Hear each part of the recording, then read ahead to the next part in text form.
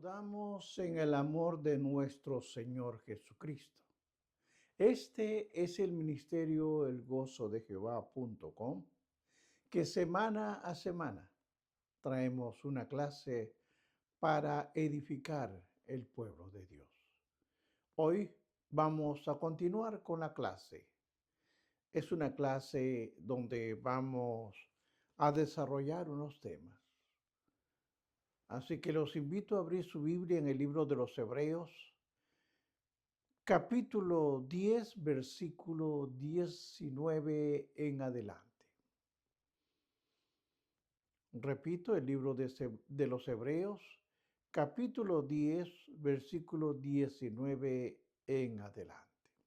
La palabra de Dios la leo a la gloria del Padre, del Hijo y del Espíritu Santo.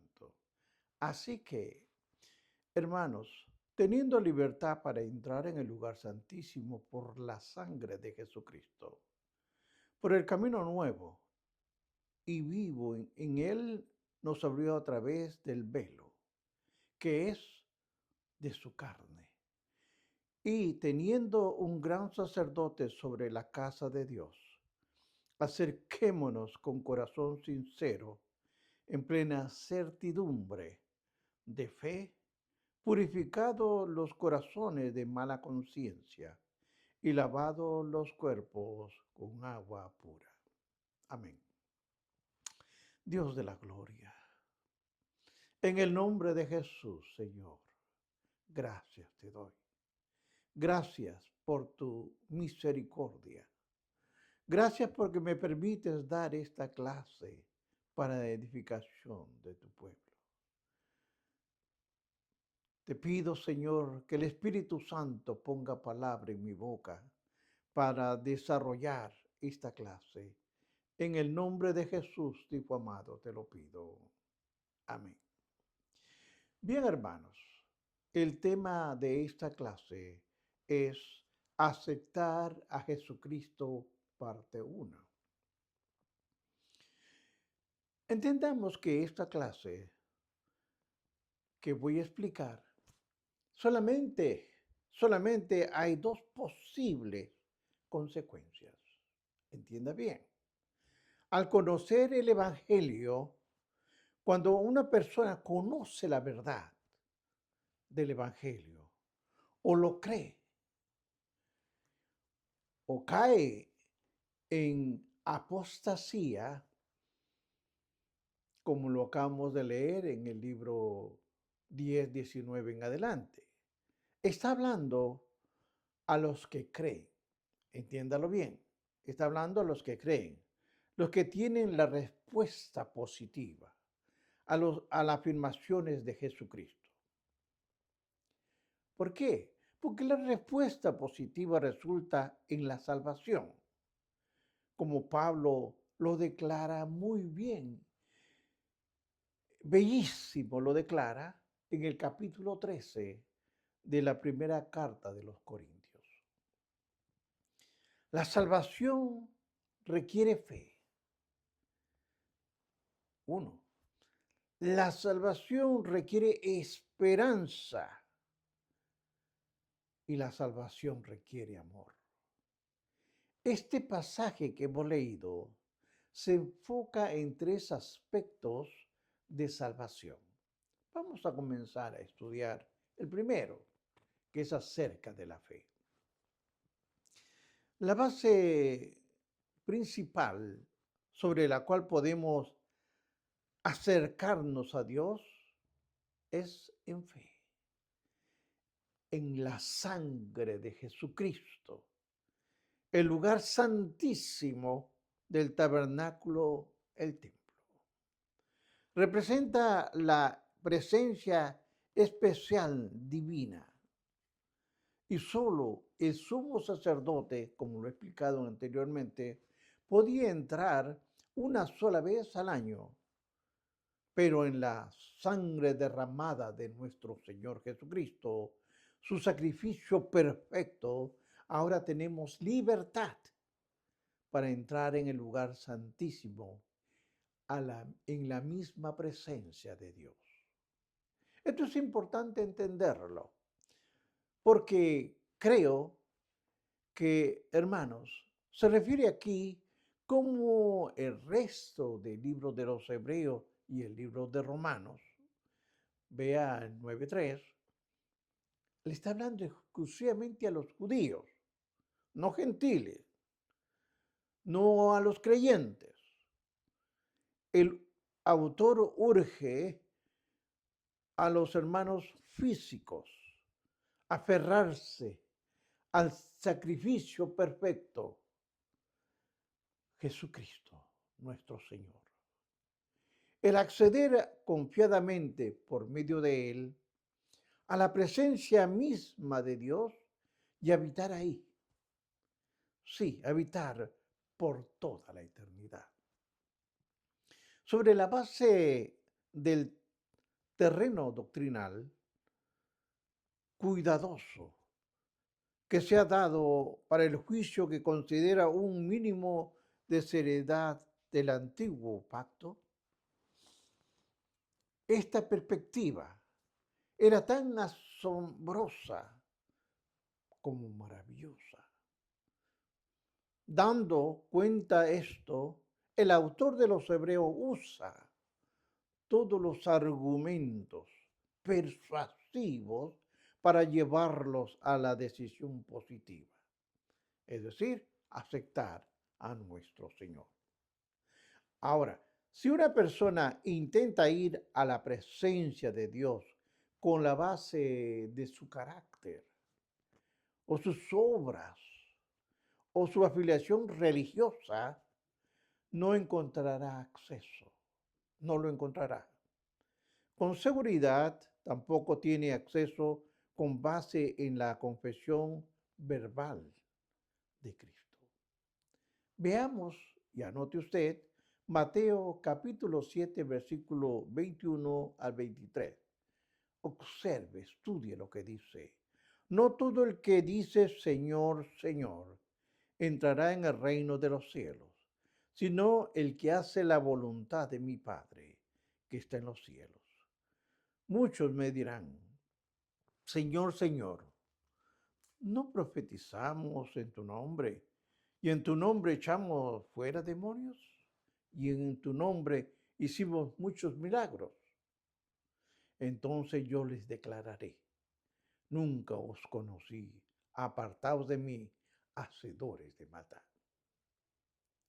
Vamos a observar con mucho detenimiento por qué estas palabras.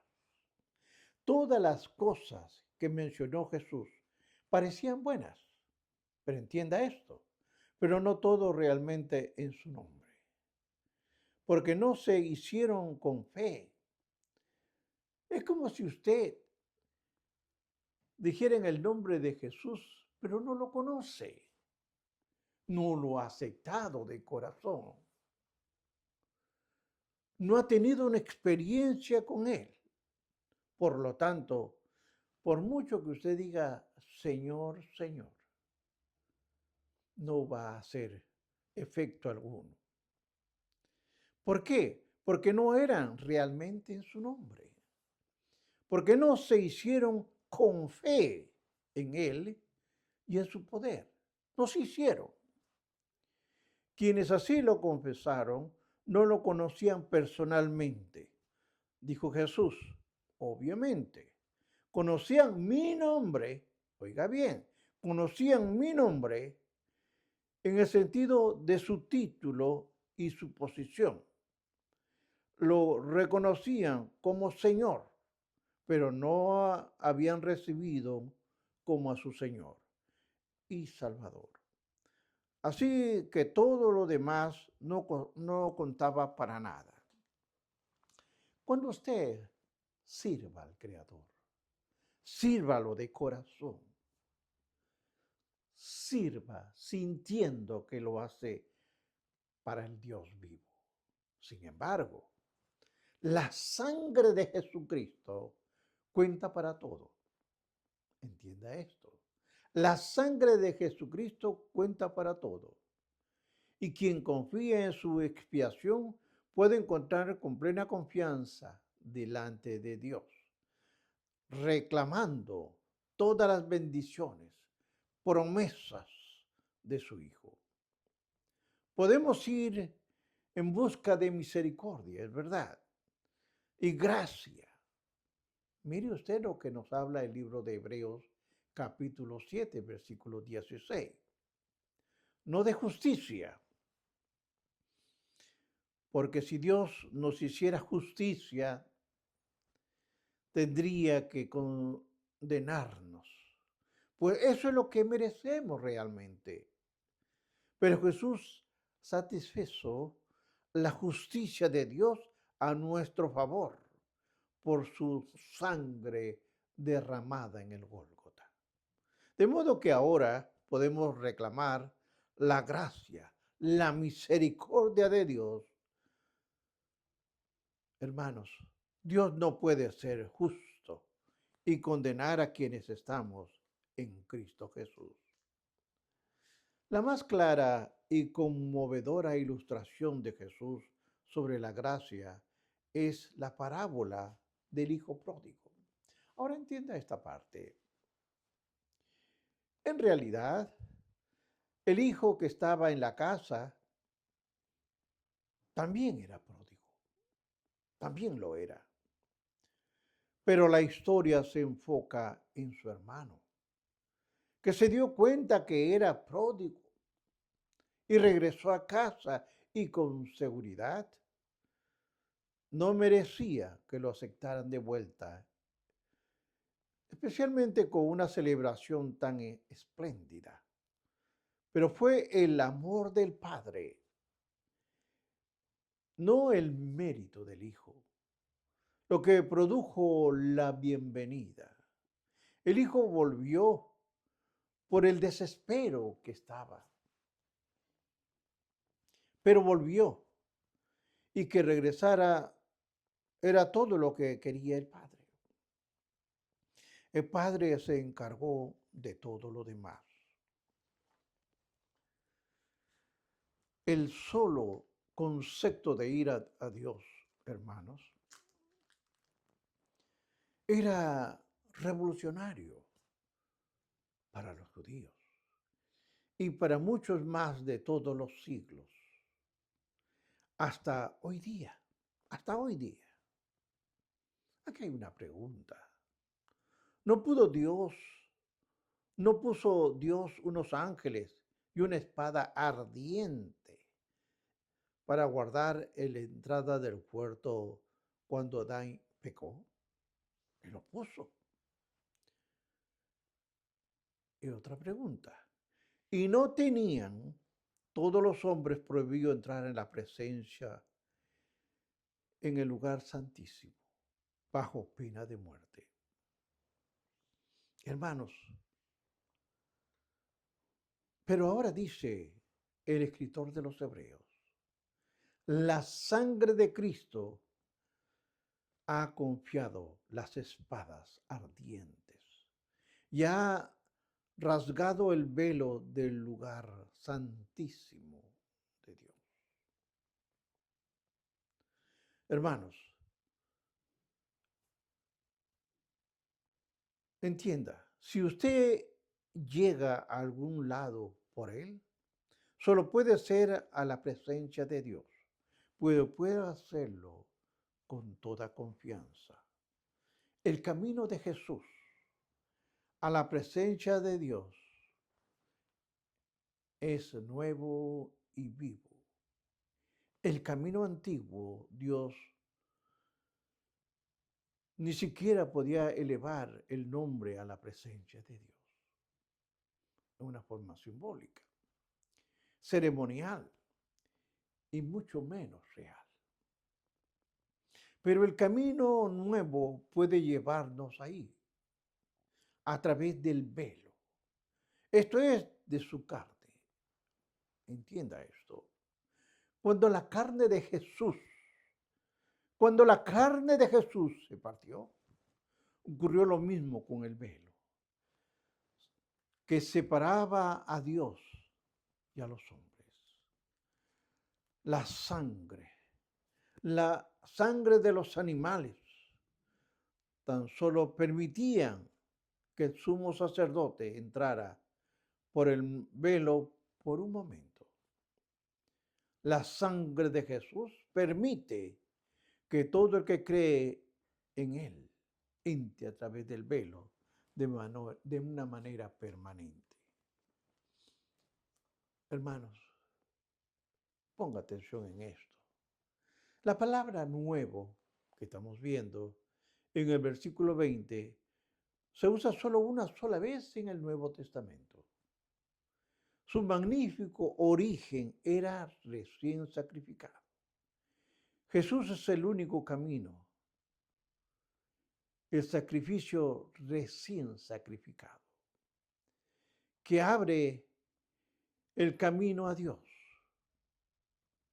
Todo esto parece contradictorio, pero no lo es, ya que el recién sacrificado fuera también el camino vivo. Pero la muerte de Jesús conquistó la muerte y al mismo tiempo la vida. Su muerte es el único camino a la vida que dura para siempre. Mientras Jesús estuvo predicando, enseñando, sanando, decir, mientras estuvo vivo, su carne era una barrera. Sí, hermanos. El estar vivo era una barrera para la presencia de Dios, tal como lo era en el velo del tabernáculo. El Salvador, sin ser crucificado, sin ser herido a ser crucificado, no podía salvar. Ahora imagínense, si Jesús solamente hubiera vivido en el mundo, encarnado, no podía haber sido el Salvador. Claro que no, hermanos. ¿Por qué? Porque sin importar cuántos años estuviera haciendo milagros, cuántos años estuviera realizando milagros, en tanto su carne estuviera viva, era una barrera. En el sentido de que solo con su sacrificio podía expiar el pecado de los hombres y abrirles camino al cielo. Cuando el velo físico del templo terrenal se rasgó durante la expiación de Jesús, el velo espiritual de su carne, por sí decirlo, también se rasgó. Jesús no solamente abrió el camino a Dios, sino que ahora es nuestro gran sumo sacerdote sobre la casa de Dios. No solamente nos muestra el camino a Dios, claro que no, e incluso no lo aporta, sino que nos lleva con Él hacia Dios y ministra para nosotros en el cielo. Una, una paráfrasis de Romanos 5:10 podría decir esto. Escuche. Si su muerte pudo hacer todo esto para salvarme, ¿qué podía hacer su vida en la presencia de Dios para cuidarnos? Pero también el libro de los Hebreos, capítulo 10, versículo 22, nos dice, acerquémonos con corazón sincero, en plena certidumbre de fe, purificados los corazones de mala conciencia y lavados los cuerpos con agua pura. La palabra sincero realmente significa auténtico, sin superficiales, claro que no, sin hipocresía o motivos ocultos acerca de Dios en plena certidumbre. Exige un compromiso auténtico. Ahora, la nación de Judá, como muchos individuos, solían llevar a Dios de cualquier forma, excepto con un corazón sincero. Por eso que Jeremías 3:10 en la Nueva Versión Internacional nos dice, a pesar de todo esto, su hermana, la infiel Judá, no se volvió a mí de todo corazón, sino que solo fingió volverse, afirma el Señor. Pero llegaría el día en que su pueblo cambiaría. Seguimos viendo Jeremías 24:7. Observe lo que nos dice. Les daré un corazón que me conozca, porque yo soy el Señor. Ellos serán mi pueblo, y yo seré su Dios, porque volverán a mí de todo corazón. Ahora, hermanos, usted se acuerda de Simón el Mago. Él hizo una confesión de fe en Cristo. Él lo hizo, pero su corazón estaba corrompido. Intentó usar el nombre y el poder de Cristo para su gloria y beneficio. Pedro lo reprendió con severidad. Veamos qué nos dice Hechos, capítulo 8, versículo 21 y 22. No tienes tu parte ni suerte en este asunto, porque tu corazón no es recto delante de Dios. Arrepiéntete, pues, de esta maldad y ruega a Dios si quizás te sea perdonado el pensamiento de tu corazón. ¿Qué nos quiere decir esto? Pablo aconsejó a los esclavos, oiga bien, que fueran obedientes a sus amos. Dijo, siervos, obedecer a vuestros amos terrenales con temor y temblor, con sencillez de corazón, como a Cristo. Ahora, desde los primeros días del antiguo pacto, Dios había exigido un corazón sincero. Pero además, si estudiamos más a fondo en el libro de Deuteronomio, capítulo 4, versículo 29 de la Nueva Versión Internacional, nos dice, pero si desde allí buscas al Señor tu Dios, con todo tu corazón y con toda tu alma, lo encontrarás. Hermanos, quienes encuentran a Dios son aquellos que lo buscan con todo su corazón, con toda una forma auténtica. Cierto tipo de fe inherente a la naturaleza humana, incluso en el nivel terrenal y puramente humano, no podemos operar sin ella. Comemos comida enlatada o en cajas, y si compramos en el mercado con toda la confianza que no nos va a hacer daño. Tomamos agua del grifo, el agua, sin cuestionarnos. Aceptamos pagos de un papel impreso porque tenemos fe en que el gobierno nos devolverá el dinero.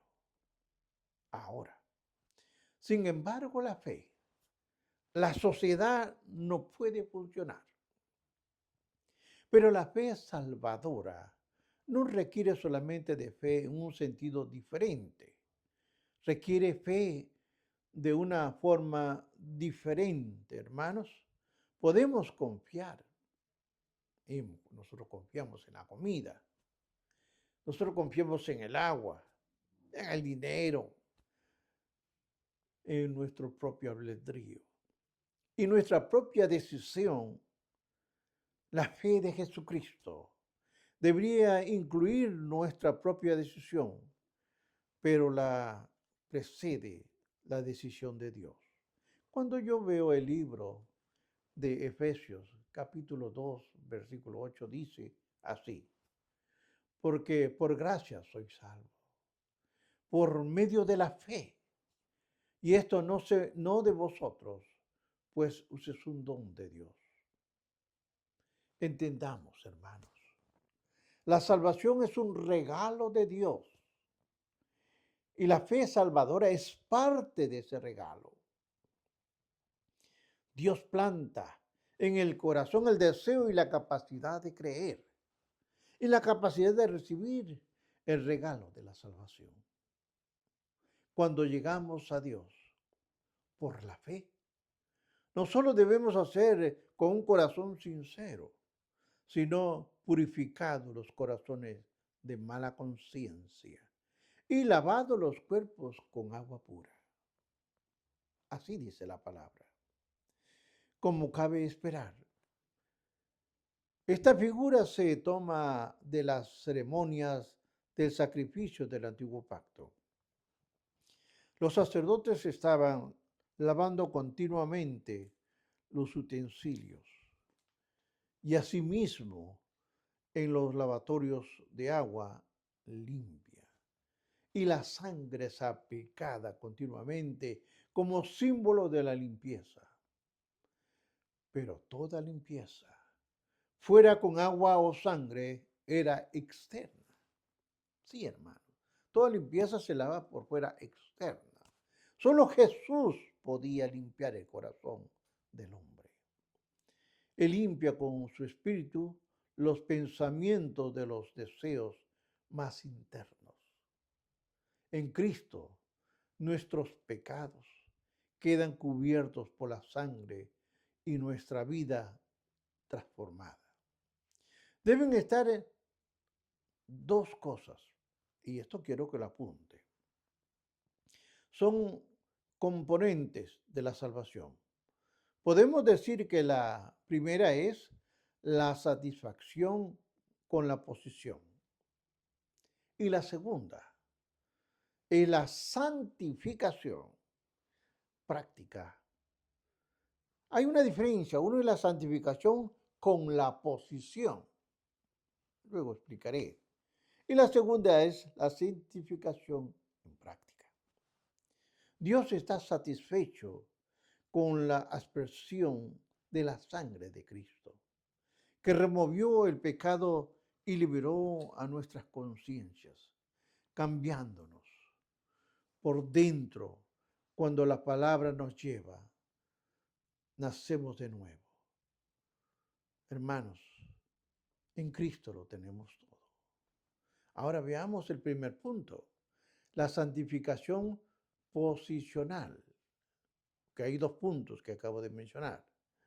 La frase purificación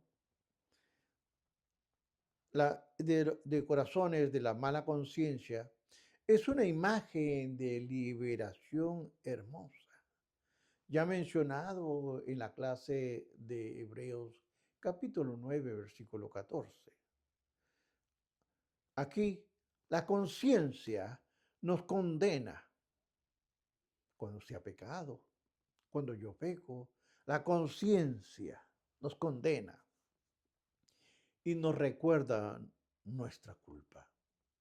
Y la culpa que no se puede eliminar mientras no se quite el pecado. Cuando Jesús murió, su sangre quitó nuestros pecados. Y cuando lo aceptamos por fe, nuestra conciencia queda libre de culpa. Quedamos limpios de mala conciencia. No nos condenamos, mas nosotros mismos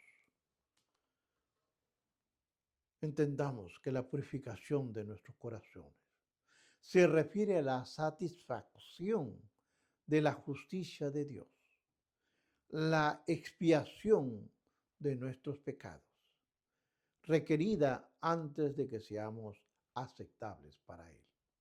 Veamos el punto número 2, la santificación práctica. La otra parte, o sea, la que está en santificación práctica, es nuestra purificación, tener lavados los cuerpos con agua pura. No se refiere al bautismo, no, claro, eso no, sino a que esta relación con nuestra vida, con la forma en que el Espíritu Santo la cambia, Él va cambiando. Es la misma purificación que menciona Pablo en Tito 3:5, donde dice, el lavamiento de la regeneración y por la renovación en el Espíritu Santo. Y si nosotros vemos también y estudiamos Efesios capítulo 5, versículo 26, el lavamiento es por la palabra. Ahora, estos dos aspectos que estoy mencionando, aspectos de la purificación, son inseparables. Cuando un hombre llega a Cristo, ocurren dos cosas. La primera, la muerte de Cristo paga la pena del pecado por nosotros y Dios queda satisfecho. Le repito, la primera es la muerte de Cristo paga la pena del pecado por nosotros y Dios queda satisfecho. La segunda, la purificación del Espíritu Santo. Comienza a cambiarnos internamente y Él queda satisfecho. La justicia de Dios queda satisfecha en esos dos aspectos. Por ello, el creyente puede llevar a la presencia de Dios con confianza, con convicción, que en Él tenemos respuesta. Recuerde, tiene que tener fe, fe verdadera. Bendiciones, hermanos.